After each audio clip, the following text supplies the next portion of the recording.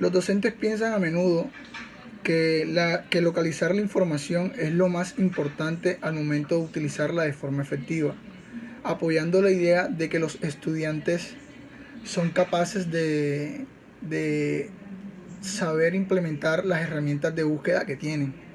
¿Cuál es la problemática de este pensamiento, de esta fase? La problemática de esta fase no radica en la complejidad que ésta tiene en sus destrezas, sino en la práctica de los estudiantes, la preparación de estos para saber usar esas herramientas al momento de una búsqueda. Las hipótesis que se tienen acerca de esto es que los niños poseen las herramientas para localizar la información, pero carecen de conocimientos sólidos para su correcto uso. Los docentes dan por hecho que el estudiante puede realizar una búsqueda ya con tener las herramientas, una investigación con tener las herramientas que ellos posteriormente le han brindado. Así que no se preocupan por si el estudiante escoge correctamente la herramienta adecuada de búsqueda.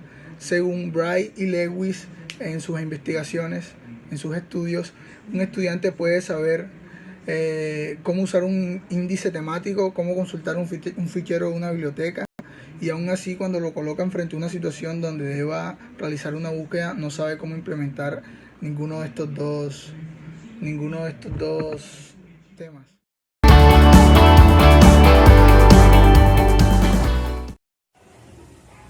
Buenas tardes, mi nombre es Giselle López y continuando un poco con la temática que se ha venido abordando, la cual lleva por nombre búsqueda de información y lectura interactiva, quisiera señalar o abordar el siguiente apartado, el cual se llama enseñar en el momento que se necesita.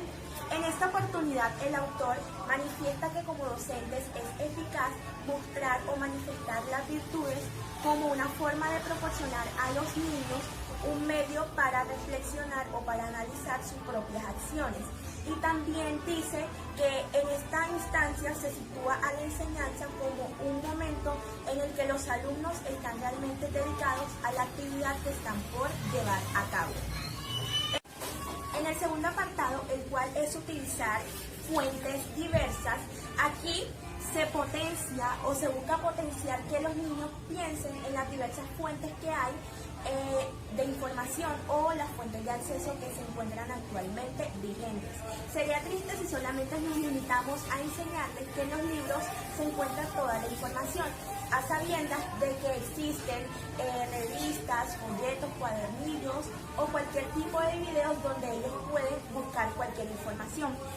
Un ejemplo o un claro ejemplo es la tabla de la K, de la F, de la W y de la L, el cual es Know, Feel, Want y Learn, que significa conocer, encontrar, querer y aprender en el idioma inglés.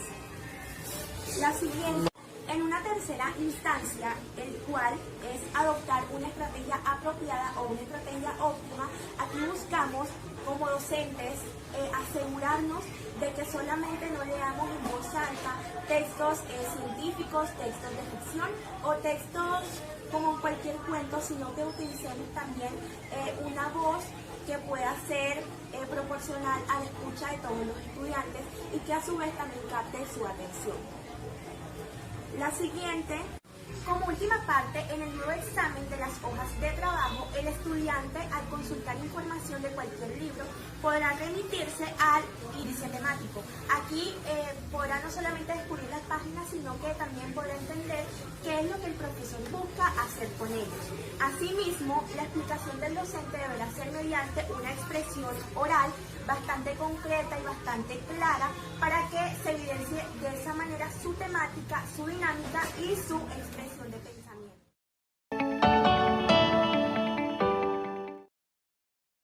Buenas tardes, mi nombre es Tatiana Gutiérrez Manjarre. Yo le voy a hablar sobre las estrategias sencillas. La lectura del texto es una de estas. La lectura del texto constituye el núcleo del proceso. Busca ayudar a los alumnos a implicarse de formas diversas en textos de información que deban leer.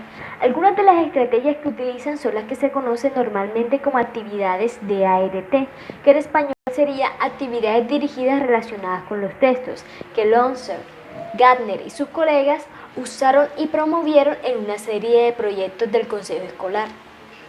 Los ejercicios CLOTS son otros de estas estrategias. En estos ejercicios, el alumno debe completar un texto al que se le han suprimido determinadas palabras. El mejor método para realizar este ejercicio es en parejas o en grupos, y no como una actividad individual, ya que su valor reside en debatir las posibilidades. Completar un texto de este tipo depende de que los lectores se esfuercen activamente en darle sentido.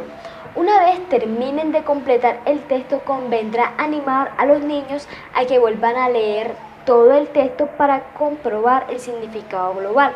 Sucesivamente, las parejas o grupos compartirán con toda la clase lo que hayan escrito, de manera que se conozcan todas las posibilidades. Otra de estas estrategias es ordenar textos. Los ejercicios de ordenar textos, como ocurre con los CLOTS, se pueden diferenciar mediante una selección cuidadosa de dichos textos, y la mejor forma de realizarlos es en trabajo de grupo, que estimula el debate activo sobre el significado.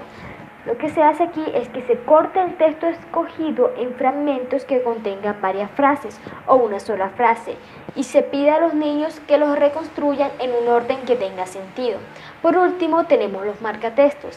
Esta actividad se puede realizar de muchas formas. Entre estas encontramos subrayar, añadir símbolos a los textos, entre otras actividades. Muchas gracias.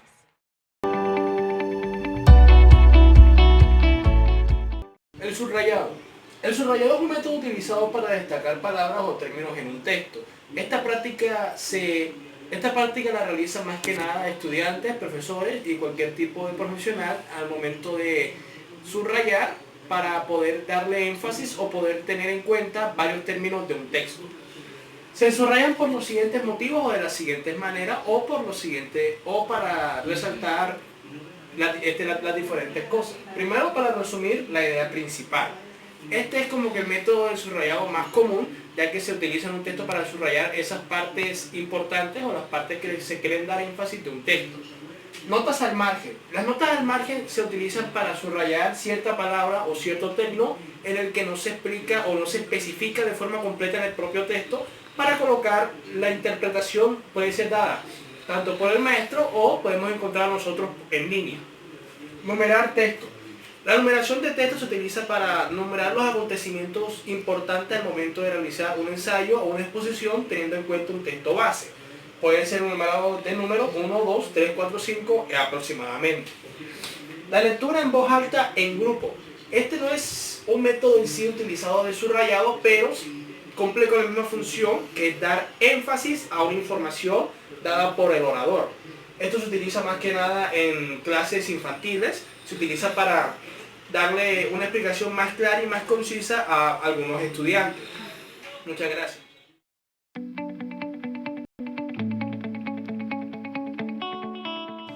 Buenas tardes, mi nombre es Álvaro Jiménez y hoy les voy a hablar acerca de la recomposición de textos.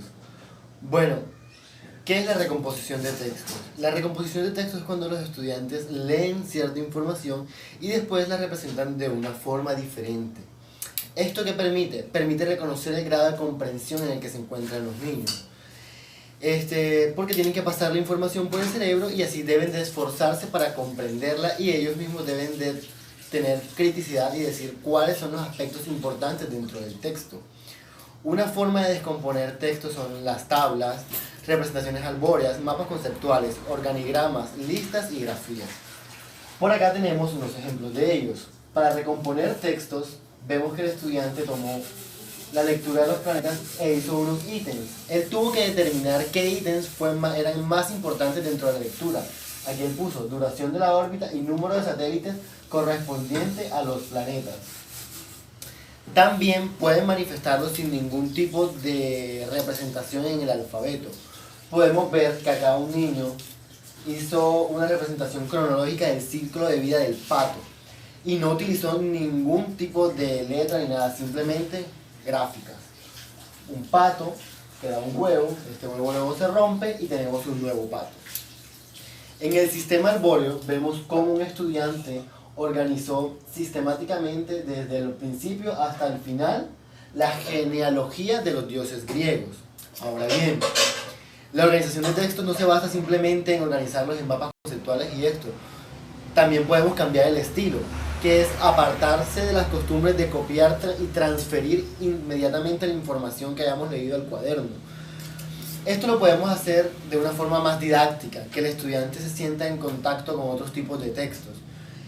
Puede ser informar acerca de una noticia por medio de un diario, escribir cartas a familiares sobre un hecho histórico en específico, describir un experimento y contarlo como una receta, escribir un cuento sobre la situación problemática del país.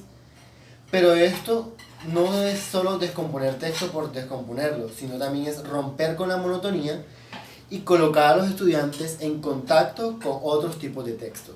Gracias.